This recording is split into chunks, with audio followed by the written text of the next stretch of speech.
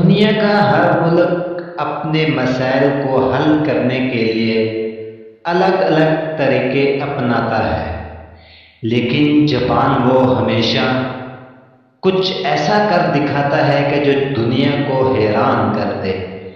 جی ہاں، جاپان میں کووں کو ناپسندیدہ پرندہ سمجھا جاتا ہے۔ یہ کچرے کے تھیلے پھاڑ دیتے ہیں، سڑکوں پر گندگی پھیلا دیتے ہیں، کھیتوں اور باغات کو نقصان پہنچاتے ہیں، اور ان کی چیخ و پکار لوگوں کے سکون کو بھی برباد کر دیتی ہے۔ لیکن چونکہ جاپان قانون کے مطابق جانوروں کو بھی مارنے کی اجازت نہیں دیتا، اس لیے ایک نیا راستہ نکالنا ضروری تھا۔ یہ ذمہ داری وہاں کی ایک تحقیقاتی کمیٹی کو دی گئی جو کووں کے رویے کے ماہر تھے۔ انہوں نے نہایت حساس آلات سے کووں کی آواز ریکارڈ کی اور ہر آواز کے بعد کوے کیا کرتے ہیں یہ بھی نوٹ کیا۔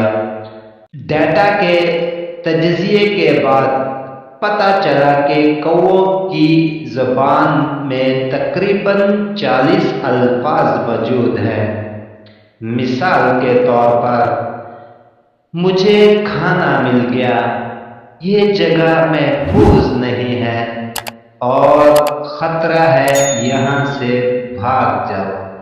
جب تحقیق درست ثابت ہو گئی تو یاماجاتا کے حکام نے کوڑا جمع کرنے والے مقامات پر اسپیکر لگائے اور وہاں صرف ایک پیغام چلایا جاتا، خطرہ ہے، یہاں سے بھاگ جاؤ۔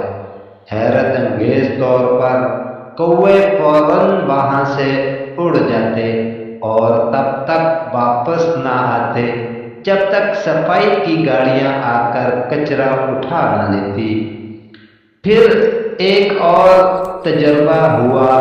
ایک جگہ تانا ڈالا گیا اور اسپیکر سے کووں کی زبان میں پیغام چلایا گیا، مجھے کھانا مل گیا۔ چند ہی لمحوں میں کوے وہاں جمع ہو گئے۔ اب جاپان کے محکمہ سائنس اور ٹیکنالوجی کا کامیابی کو مزید آگے بڑھا رہا ہے۔ مقصد یہ ہے کہ پرندوں اور جانوروں کی مختلف زبانوں کو سمجھنے کی ٹیکنالوجی تیار کی جائے، یعنی وہ وقت دور نہیں جب انسان اور جانور ایک دوسرے کے ساتھ براہ راست بات چیت کر سکیں گے۔ یہ سب سن کر قرآن مجید کی وہ آیات یاد آتی ہے۔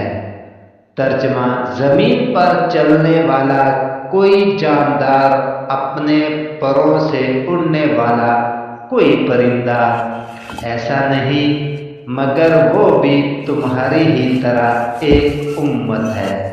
سبحان اللہ!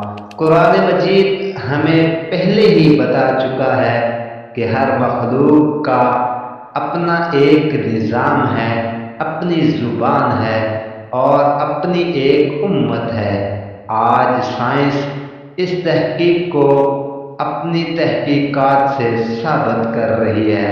اللہ نے تو یہ پیغام بہت عرصہ پہلے ہی ہمیں دے دیا تھا، مگر سائنس آج وہاں تک پہنچ رہی ہے۔